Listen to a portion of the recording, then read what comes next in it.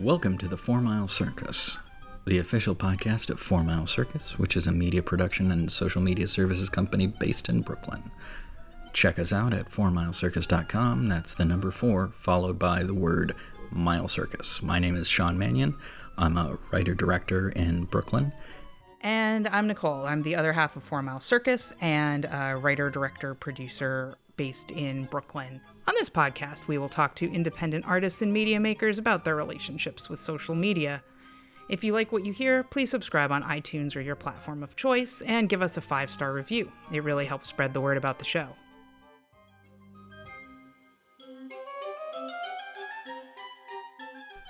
We're going to be live streaming this and future interviews on Facebook as we conduct them. So like 4MileCircus on Facebook to be notified of future live streams so you can see all our mistakes and comment with questions for the guest.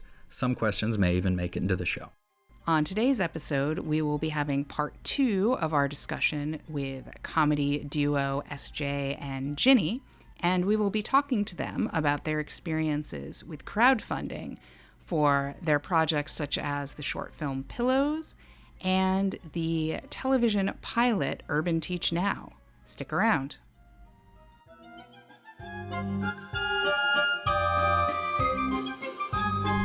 Welcome to the show, and before we get started talking with SJ and Ginny, Nicole, do you have a social media tip for us for today? I do have a social media tip for today. And my social media tip is to sometimes take a break from social media. As we talked about on the last episode, it's helpful to do things like use a third-party scheduler to help prevent social media burnout, so you don't have to be on social media as often as it looks like you're on social media. But still, it can be exhausting when social media is your job. For many people, social media is a break from their job. They like to go on Facebook at work and things like that. But for many of us, Facebook is where we work, or Twitter, or Instagram, or all of the above. And you need to take a break from work sometimes. Sometimes even just checking in, even if it's just once a day, can start to make you feel trapped and claustrophobic and exhausted and hopeless. Not that I've ever felt any of these things. Anyway, So you don't want to do that. You want to be able to be on social media and be engaged and social and implementing best practices and making connections and all of that. And so in order to do that effectively, you need to take a break sometimes. And that break can be as little as one day that you just do not log on to any of your accounts. Maybe you'd like to take the weekend off. Maybe you can carve out a whole week where you never check any of your social media accounts. And if you can do that, I highly recommend it. But to whatever degree you can, if you're starting to feel that social media fatigue, take time out. Using a scheduler can help you do that effectively without dropping off the face of the social media earth. So, queue up some tweets on Hootsuite or TweetDeck or whatever, and delete Twitter off your phone for 24 or 48 or more hours. If you can do more, God bless, fully support you. Great thing to do. And that's my social media tip for the episode. That's great. Thanks. Yeah, you're welcome. Yeah. Yeah. Yeah. Cool. Hello. And we're back. And we're back. Hello. Sorry, did we step on your intro? No, you're totally fine. We're just so excited. We're all so excited. It's a lot going Hello, on. we're talking again with SJ and Ginny about life and stuff. We're going to be talking about crowdfunding today on the show, and let's just jump straight into it with. Let's do it. You guys just did a reasonably successful crowdfunding campaign. Super duper successful. For a video projects thing of some kind. What was this video projects thing? What was Urban Teach Now, the pilot by SJ and Ginny. Okay. Yeah, what's we it about? we made a 30-minute comedy dramedy pilot. We shot for 7 days in New York and New Orleans in May. Do you want to do the log line? Synopsis? It is a biting satire. Ooh, lifted straight from our real Well, content. I copy and pasted it because I was preparing for our meeting tonight. Okay, but anyway, Urban Teach Now is about, a Korean American, recent college grad who as a last resort, joins a program very similar to Teach for America. And she ends up going down to New Orleans to teach, and you kind of see like her struggles in the classroom and also within the program called Urban Teach Now. And yeah, you meet lots of characters, and then hilarity ensues. Nice. And so we did a crowdfunding campaign for it in order to shoot the full 30-minute pilot. And it took us a long time to come to the conclusion that we really wanted to just like go all out. Go big.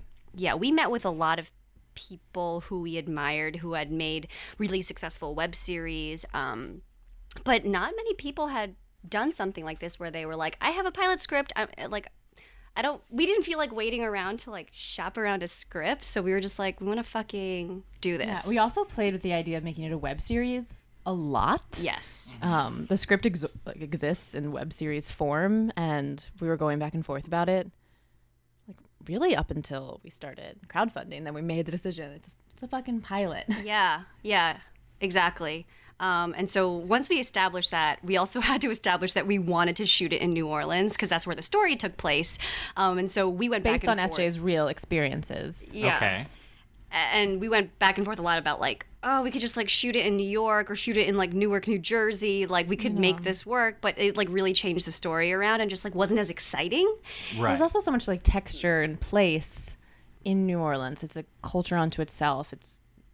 And we were really excited. And I think I remember so clearly, like you had a meeting where you talked to someone about it who had encouraged you to shoot in New Orleans just because it's about following your fucking bliss. Yeah. Like, her name was Misha Eep. She's an amazing filmmaker friend. Yeah.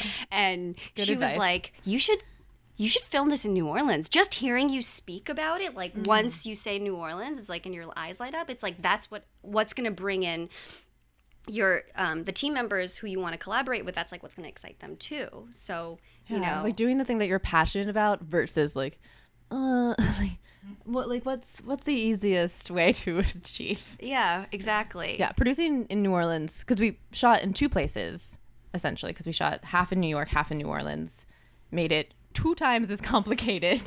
We had to hire like 2 teams, cast remotely, find locate. Like it made it so much more complicated, but It is so I good. never regretted for a second making the decision to go to New Orleans. Yeah. It was fantastic. Yeah. So along with that decision came Money. We needed money. money. So yeah. And so Yeah. Should we talk about No, the campaign, or what do we? Yeah. What so last time we talked about like more specifically about like some of the press that you guys got around like the drive-by street harassment.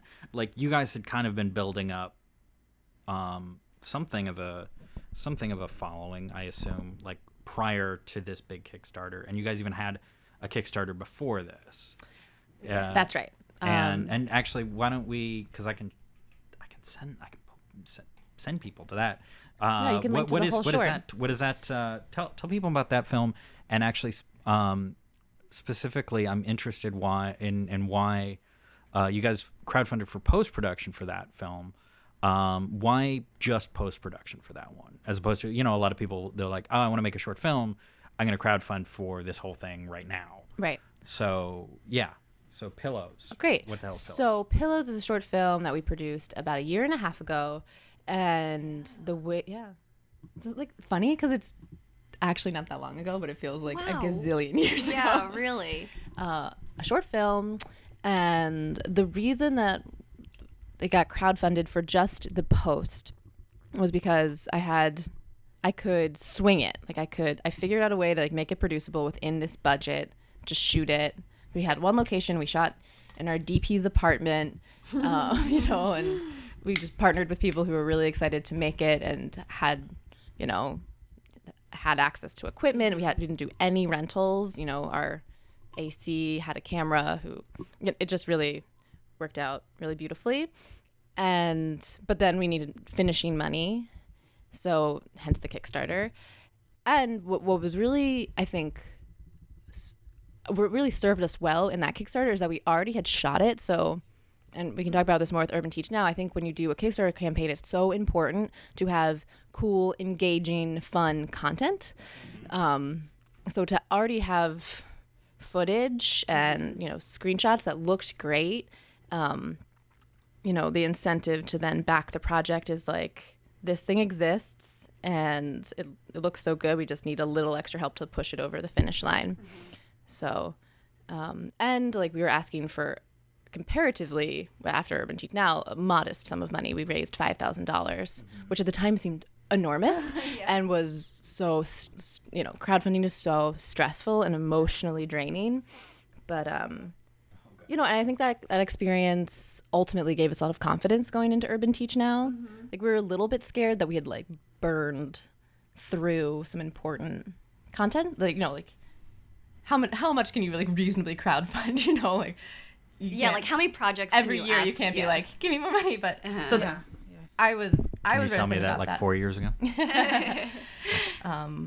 But I feel like we learned a lot from that experience about how to run a good campaign, and just by trial and error. So we went into Urban Teach Now a little bit more experienced and confident because we had made this thing from beginning to end. We knew how to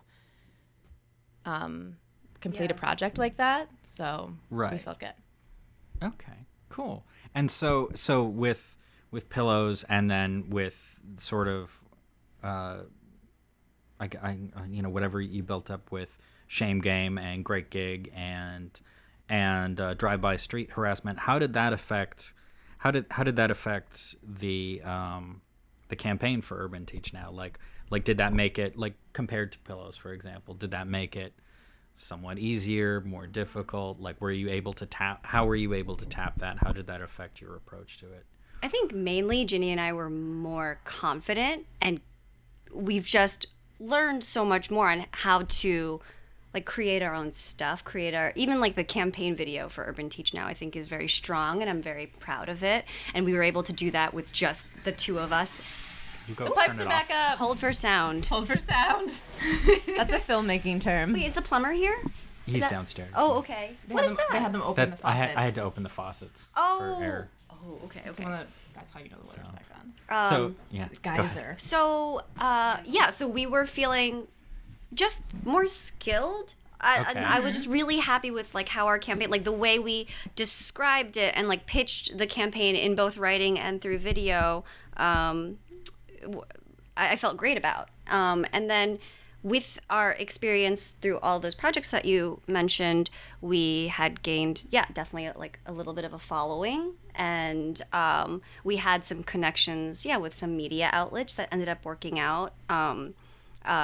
One thing that we really appreciated was my friend Mike at NBC News Asian America. He has been just like a fan and really helpful in getting our story that is Asian American focused and like kind of to the right demographic. And it was we had a lot. I think we did like really targeted press, like being on Angry Asian Man. I think was also a big windfall for us because that's like a very targeted market. Like our project was so right for it. Yeah, and like what was weird is like some people came up to me being like, "Wow, you really like knew what you were going for in this campaign. Like you really strategized this correctly," making it seem like we had created a show about Asian American and women. Like we had like plotted.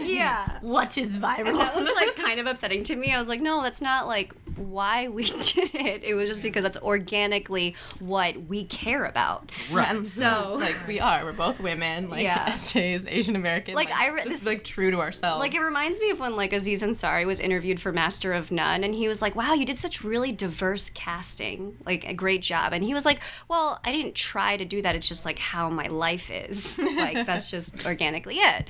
So anyway, but with Urban Teach Now, like going back to the campaign, we did end up kind of talking to the right or media outlets that would care about it. And Angry Asian Man is a really popular blog among Asian Americans like across the country, really popular in LA and New York. Hilarious. In general, all people should be following him. Yeah. We'll and link that in the show notes. It's a great blog. It's really a great blog. And Sean has some technical issues. Hi. Yeah. It's all Special guest star. Thanks, man. Sure thing. All right. You're very welcome. Thank you. Bye. Special guest star, the plumber. What's We his fixed name? it. What's his name? Sean's I like, knew it. We shall call him the plumber. The plumber. I knew it earlier. plum bum. My brain's in the worst spot. Yeah, I think we had a really good answer to, and when you make a Kickstarter campaign, they have like different sections where you fill out your project description, and there's kind of like a why, like why should you back this project, like why is it important? And I think we had a really good answer to that question, because there has been, this expanding conversation around whitewashing in Hollywood. It was right after the Oscars, and all it was like the day after the Oscars. It was insane. Yeah. We had like written that script, and then the Oscars happened, and it was just, so stark. Like, these are the problems that we're talking about, and everyone sees it, right? Yeah. Everyone sees this, right? So I think there was a timeliness to it that helped us, get attention from the press. I'm curious if I can real quick, if you learned anything from your first crowdfunding campaign about incentives and how to do those that you brought to Urban Teach Now. I know with Urban Teach Now you had like the haikus you were writing people. Yeah, those haikus. So many haikus. So many. Incentives. We worked hard to like think of good. Yeah. To work out good. What's it called? Incentives? Prizes? Prizes? What's it called? Rewards. Rewards. All of the above. And we really kind of like approached it of like, okay, who has money? Yeah. Like we had rewards for kind of like our cohort of like young people who, we know lots of other like young creative people who, don't have a ton of cash. So we had rewards geared towards them, like, oh, we'll photograph your show, or we'll cut you this reel, or we'll make you this funny gag gift. That was all within like their budget. And then we kind of like talked about like the parents, just like the parents' generation. Like any millennials are notoriously broke, so anyone that we were reaching above that our own generation, we made it like what do adults care about? Adults care about possibly volunteering at a nonprofit. Yeah, so that was one of our like largest levels of like we will volunteer at a nonprofit of your choosing. Of your choice for a day. Yeah. So just like keeping in mind who is going to be able to afford what. Yeah, totally. And gearing things that would appeal and be like helpful and positive. And I think, you can say thank you. Saying thank you is important, but just like something that is that you can grasp. And, yeah, like even if it's a thank you, the personalizing on Facebook or Twitter or whatever. Like I know that when I get a personal message, even if it's like 140 characters, it feels really good. Yeah. Like someone who did this so well was Sara Benincasa. She is a writer, comedian who did this show. Who's dope. Short. You should link to her in the show notes. Fabulous. So fabulous. Oh, yeah. You guys. We will happily link her in the show notes. We are quite She wrote The Focus Group, which is a short film, and that actually Heather Fink, who is our director, also directed. Yeah, and that's how we connected with Heather, because SJ acted in that film. Yes, she did. We'll link that too. The Focus Group, a former 4 Mile Circus online, short of the week. Yes. Focus Group is online, yeah. And Sarah was just so good at really making you feel like very just like important and part of the project, and throughout the whole process, and just like these like personalized messages on Facebook. I was like, wow, thank you. And I want to do that. I want to do that to people. So yeah. And like, I think something strategically that we did is that we were then, whenever someone backed us, as in a timely manner as we could, we would then thank them on social media with their, no matter at what level, if they'd like gotten the haiku level, which I think was our smallest reward, like the $10 reward. And then you link back to the project, to the Kickstarter. Yeah. So like every time you're talking about the project in any capacity, or posting it on someone else's wall, because that's an opportunity for you to then post back to the project. There's only so many times that you can do your own statuses or whatever, but every time you're talking about the project in any capacity, if it's going on someone's wall, you link back to your project. Yes. It's just Got to be able to find it. Yeah. Absolutely. I have seen several times where I've had a hard time finding the project where I'm like, I really want that link should be it should be Yeah. The always easiest on there. thing. It should always be on there. It should always be, Totally. or even if it's not necessarily a Kickstarter project, if you want people to watch your film, for example, you have to link to it. You can't it's expect in your people to Twitter come to bio, the- it's in your Instagram bio. Exactly. It's everywhere. You make that easy everywhere. to find. Be obnoxious about it because otherwise people aren't going to find it. They're not going to go looking for it. Yeah. One of the things, I know you guys have kind of a time crunch, so I want to make sure to hit on this. One of the things that interested me about, actually, I think it's actually the thing that made me get off my ass and stop being like, I'm going to totally give to Urban Teach now and like, I'll do it next week. Was when you guys got covered in the Huffington Post for it, and I think Ginny, I think it was Ginny. It was Ginny. Posted about It's how, always been Ginny. it's always been Ginny. It's me. It's always been you, baby. But you posted about how this is great and this is helpful, but we haven't necessarily seen contributions because we were covered in it. Right. And I think that was an Yeah. important point to make. Well, so we had developed a relationship with the arts and culture editor at Huffington Post, and she'd been very kind to us. They did a profile on us in January, and then when we launched Feminist Babysitter, we passed it her way, and she very kindly shared again. But based on those two pieces of previous press, I had started to wonder, because we actually didn't see that much traffic based coming through that either of those articles. Okay. And I kind of started this hypothesis, okay, Huffington Post has a lot of name recognition, but how much are people really visiting this site? They have so much content. They have so many tabs. It's insane. And then you look at most of their articles and a lot of things don't have comments on them. So it just seems like this deluge of content that people aren't really interacting with very much. Mm-hmm. And I sort of feel like this model of so much content, every website needs so much content, might be on the way out, because I think it makes the content less good and less interesting, and people aren't as engaged by it. Which sucks, because when the content is good, the article It gets lost. Yeah. Gets lost in the shuffle, yeah. that was in the HuffPo was so good, so it was nice so and fun. well written, and really great metaphors. I remember, though I don't remember They specific said metaphors. these feminist comedians are using their tears as weapons. Yeah, It was rage and tears. Oh as their yeah. weapons. yeah. She was amazing. Love that. But yeah, with everything being in the headlines these days, and the call to action also being in the headline, do you really read it? Everyone's, there's so much out there. It's really hard to stand out. And so we got that coverage in HuffPost really early, and the way that it was worded, it was they used a past tense verb, their project has been crowdfunded through Kickstarter. No. We have 12% of our, $25,000 goal. We are not. I don't want people to read this and think, oh, good for them, and move on. Right. And then. So I didn't want people who we did know who would potentially back us, get confused about the fact that we had already done it, because we had not. And also that I feel like there's so often press and the FOMO effect of oh, they're doing great. Yeah. Yeah. No, there's so few, I don't think anyone, the amount of, especially since you made it sound like we're done our crowdfunding, are actually going to drive then to the to the page, to the project, and back us. I think it's going to create the perception that that's happening, but I didn't believe it all, and I don't think we got a lot of backers from that. We got so many more backers from more targeted press, Angry Asian Man. Angry Asian Man was huge.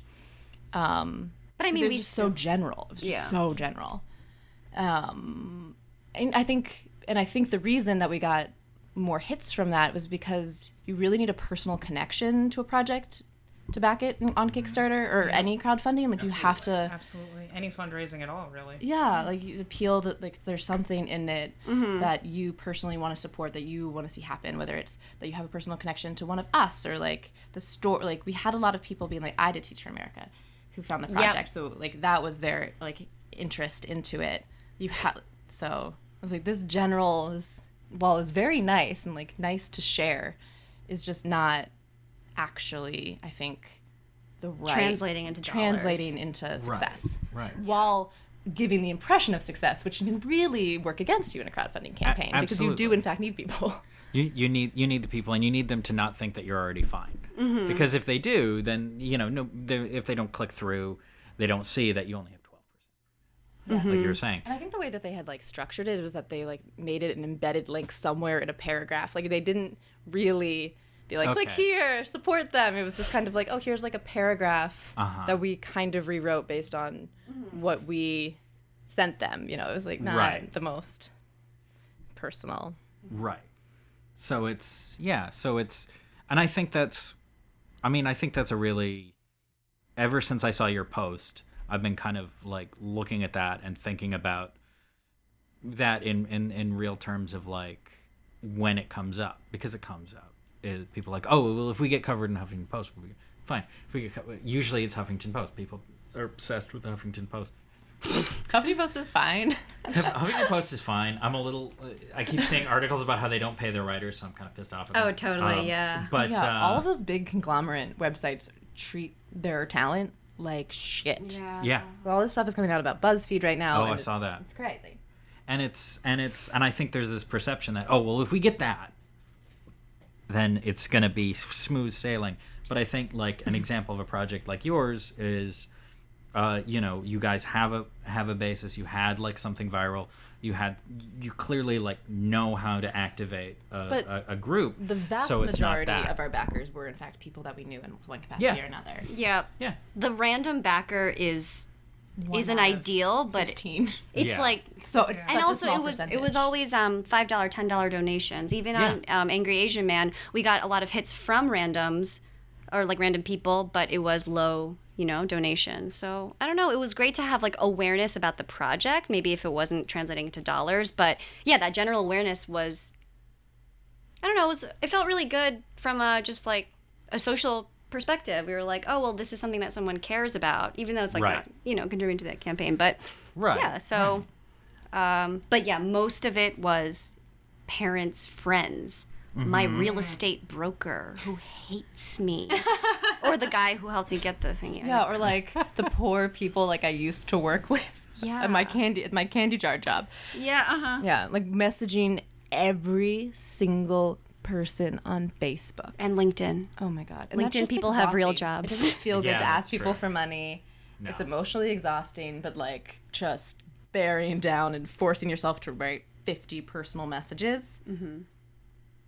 That's what got us over the finish line. Yeah. No questions asked. Totally. Nice. Yep.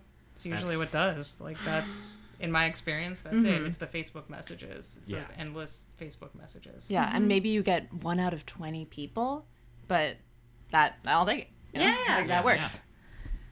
Yeah. Nice. So I know you have to get going. You're busy ladies. I'm a little You're on the go. That's okay. I have to audition for a role called Customer. Oh. Customer 1. Ooh, number 1. I think all 4, however many people are watching right now. Fingers crossed. Fingers crossed, break a leg. Fingers crossed for Customer. So- I just got a customer vibe. I from could you buy when something. walked in. I You buy could the totally customer. buy stuff. I don't know if I have spending power, but I do have like 50 cents in my pocket. Well, if you know, That's enough of a customer to use the bathroom. So let's true. jump into like our little fun thing, which is similar to the last one, but this one is more general. It doesn't have to be a thing that's your favorite right now. It's more like what's like a guilty pleasure, like a film or television show, or comfort food if you feel guilty for none of your so pleasures. I feel guilty for none of my pleasures. Good. Oh yeah, which is fun. Ooh. Yeah. I mean, I feel kind of guilty about mine, but that's okay. Guilty pleasure. Um, Okay, so I watch Will and Grace on Lifetime. You should feel guilty about that. Yeah. I mean, I don't think I should feel guilty, but like it is I just. remember watching a rerun of that this weekend, and we're like, was this show always terrible, or did it change? No, I think it was always. It's good. Wait, it's not terrible.